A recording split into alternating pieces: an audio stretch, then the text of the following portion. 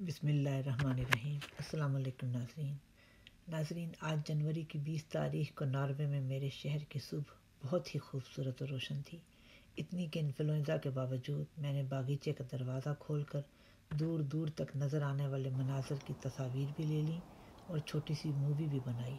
میرا دل چاہ رہا تھا کہ میں آج اپنا چینل دیکھنے والوں کو بتاؤں کہ بہت ہفتوں کی تاریک راتوں اور اندھیری دھندلائی ہوئی صبحوں کے بعد روشن اور صاف ستھری صبح نمودار ہوئی ہے۔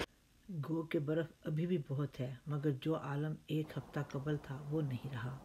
اب دن بھی قدرے لمبا ہو گیا ہے، ابھی چاند بھی چمک رہا ہے، پھر بھی روشنی اتنی ہے کہ دور کے شہر کے دریا کا پل اور اس کی روشنیاں سب صاف ستھری نظر آ رہی ہیں۔ مگر اس کی نوبت ہی نہیں آئی اور میرے پیارے وطن سے انارکلی کی خبر آ گئی۔ ناظرین، مناظر تو اب بھی دیکھ رہے ہیں، مگر سب مزہ ختم ہو گیا ہے، اب ان میں کوئی دلکشی نہیں رہی۔ میرے وطن کے لوگ تکلیف اور پریشانی میں ہیں۔ ابھی تو مری کا غم بہت تازہ ہے کہ انارکلی کا دکھ بھی دیکھنا پڑ گیا ہے۔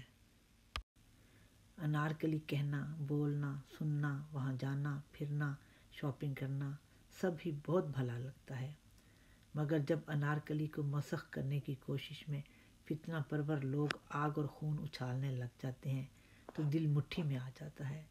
چند برس پہلے کے 2 دھماکے بھی ذہن میں آ رہے ہیں، کس قدر جانی اور مالی نقصان ہوا تھا۔ اب بھی نہ جانے کیا حال ہو، ابھی تو تازہ تازہ خبر آئی ہے۔ اے میرے مالک، میرے وطن اور میرے لوگوں پر رحم کرنا۔ کبھی تو ایسا دن آئے کہ جب میرے وطن عزیز کے شہروں میں امن کی صبح ہو۔ آمین ثم آمین۔